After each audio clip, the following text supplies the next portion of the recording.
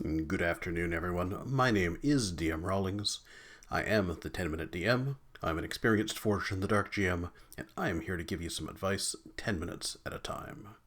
Today, I wanted to talk about Spenser Starke, the GM for Chapter 2 of Candela Obscuras on Critical Role. Whenever I see a new GM, I love dissecting their technique and breaking it down. Look at things that I want to add to my toolbox, and I want to look at some opportunities worth discussing. So let's get into it. Our top 3 likes and opportunities I noticed while watching Spenser. Like number 1, asking questions. Spenser is actively engaging his players by asking them questions. The very first decision Spenser has his players make in the first session is to decide who's getting shot at.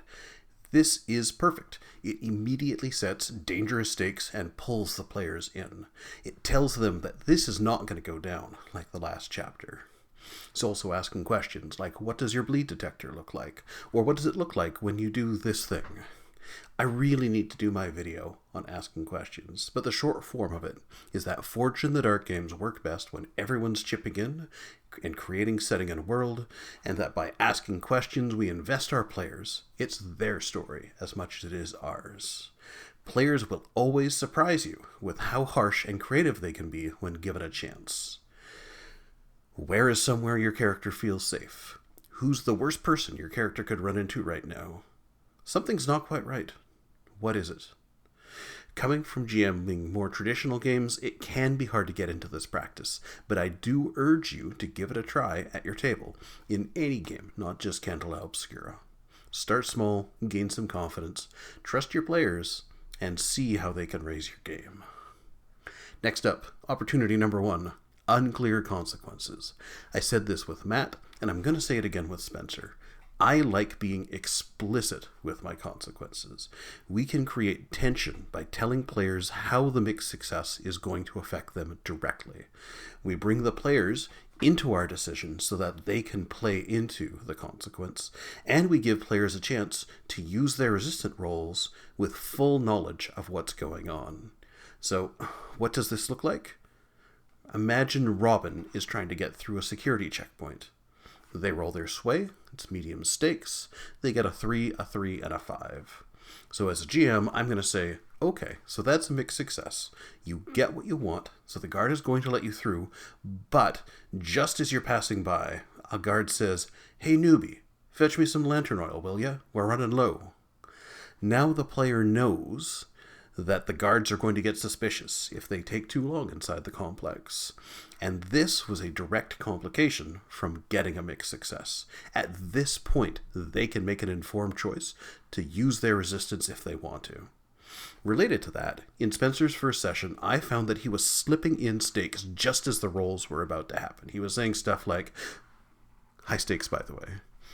But in the second session, he spent a lot more time setting players' expectations in advance. He also spent a good amount of time clarifying the scene when players misunderstood details. So, as a reminder, it's okay to slow things down, to set the scene and be clear about what could go wrong before players get surprised later. Like number 2, cinematic descriptions. I love Spenser's cinematic style. It's fantastic, and is delightfully novel for Critical Role viewers. His ability to point the camera and focus our attention is a great tool for telling horror stories. It puts you in the moment. It aids the mind's eye by telling us as an audience what we see, and it creates tension when we see something that the characters cannot, and then it restrains our perspective. And when we can't see everything, our imagination just fills in all the missing pieces. We change how a viewer feels with how we deploy and move that camera. A wide angle isolates the characters, where a close shot feels stifling and personal. A high angle makes things seem small, a handheld shot makes things feel frenetic. A POV shot puts us in the character's shoes, and a voyeur shot shows what an outsider's view of the scene might be. We can use our pans and our cuts to slowly reveal or move kinetically between moments.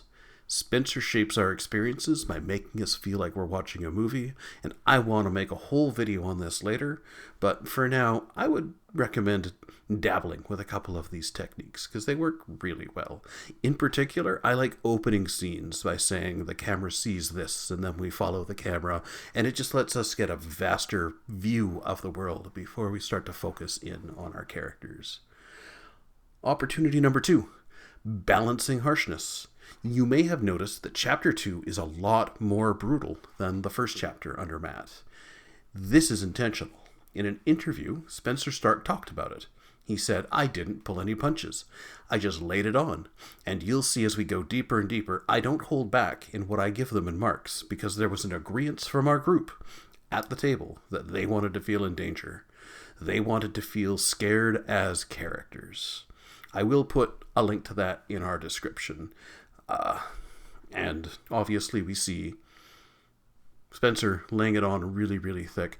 But I do want to focus on a few details because I feel like he didn't necessarily approach them in the best way. In the first session, Sean getting shot by an untrained Eon scientist, bleed scars from just seeing the monster. In the second session, Marion only reducing one body scar on somebody else when he rolled a critical success, and then B, pulling out a mirror to confront the monster, getting a 6 on the roll only to see it immediately smashed. I often say that a consequence on a mixed success should never undo that success. But here we see instances where harm happens automatically on a 6. I don't love this because the rules of the game are a kind of social contract, and punishing players for good ideas, even when they succeed, can cause resentment at a table. Gives a sense of, like, what do I have to do here? And a feeling that can grow over time. So my advice, let the players have their successes. Moments in the light make the dark ones darker. But when consequences do happen, definitely lean in hard with them. Use complications to get them further and further in over their head, and remember that harm is great, but it's often one of the least interesting consequences. My experience with every Forged in the Dark game that I've ever run is that I find characters are much more resilient than I expect them to be. But also, characters' tolerance for punishment is a little bit different in every single Forged in the Dark game. It takes hands-on experience to hone in on how much you can push your players, or your characters, I suppose, to get the result that you want. And I find that the best sessions are the ones where characters barely achieve their goals, and your players are amazed that they were able to pull off whatever it was that they pulled off. Like number 3, roles doing more. There was a moment in the second session under Spenser where they were going into a mansion, and there was a corrupted Pharaoh's portal, and there were monsters everywhere. Engaging with those monsters took one roll. And in more conventional games, we'd be taking 5-foot steps through a battle map up against that horde. In Candela Obscura, it's perfectly fine to do that with 1 or 2 rolls of the dice. Carving enemies down is great and all, but it's not what this scene is really about. It's not the height of the moment. Instead, we can cut to the real moment and spend our pacing there. That is the part where we're going to be sanctifying the pharaohs. You'll also see that Spenser does a lot less low-stakes rolls compared to Matt. With Spenser, a lot is on the line whenever a player picks up the dice, and this is what we want to see in these games. Rather than put characters in controlled positions where failure is uninteresting, Spenser keeps things risky. In instances where failure would be boring or inconsequential, Spenser just didn't have them make a roll. He outright told them the answer. We see this with gathering info about where the other chapter houses were in the second session, and my advice for all of this, in fact, general advice, not just Candela Obscura, is roll less. Instead, make sure that every roll carries a lot of weight. Set what's at stake very clearly before the roll. And I don't mean the mechanical stakes here. I mean the explicit potential costs of failure. And then twist the knife with your consequences and make sure that you move the fiction forward. No matter what the dice result, the roll must meaningfully change what is happening. Always ask yourself, Could this role accomplish more? And also be liberal with the information that you provide. If someone is calling for a reader survey role, ask them what they're looking for, specifically. And if they ask for the right thing, just volunteer it. Just let them have it. Let characters take breaks. Pacing is very important. Let them find safe houses and places where they're not in danger, but don't let them dwell in safety. Cut to the next more perilous scene. Show real consequences for characters overthinking or playing it safe. And a general writing tip that I think carries over into GMing very well is start scenes as late as possible and leave them as soon as possible. So make sure that when you introduce a moment, they're jumping straight to the action part of things. Don't let them meander in, have small talk. Cut to the important part of the conversation. And then once the important part of the scene is over, don't let them linger around. Move them on to the next thing. Opportunity number 3, filler words. Everyone uses filler words, or sometimes these are called hesitation markers. These are the ums and the ahs, you knows, and the likes that we use to connect our words together whenever we're working out how we want to say what we want to say. They are 100% natural, but when you are performing, whether that's in a private game or on Critical Role in front of tens of thousands, that can signal nervousness and uncertainty. And unfortunately, some people just pick that apart. As GMs, we're constantly being asked to fill in details we hadn't prepared for. Things like improvising dialogue, details that weren't included in modules, consequences that need to fit the context of the moment, coming up with NPCs on the fly, descriptions of unanticipated events, and so many more things. So with all of this, it's no wonder that we catch ourselves using these filler words. And I, personally, still do this more than I want to, but it is something that I've been actively working on, and I thought I'd run down the steps that I've been taking to improve. So the first step here is awareness. To reduce filler words, you need to open yourself up to the filler words that you use. Ask people that you know, what are the filler words that you're using? And then record yourself talking and then listen back to it, which I know a lot of people don't like. I don't like it, but it will help you in the end.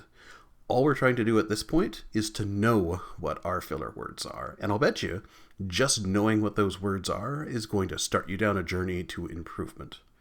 Step 2 is acknowledgement. Once you know what they are, listen to yourself as you speak.